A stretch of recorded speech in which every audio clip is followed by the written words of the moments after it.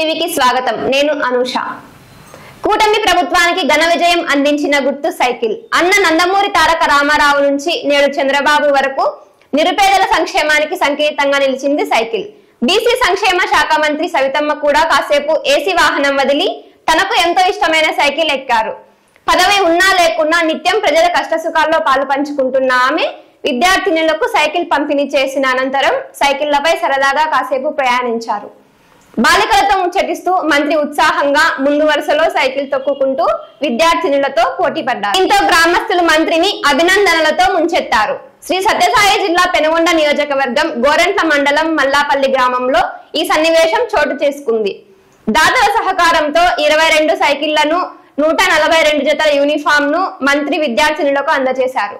కార్యక్రమంలో తెలుగుదేశం, జనసేన, బీజేపీ నాయకులు, కార్యకర్తలు పాల్గొన్నారు.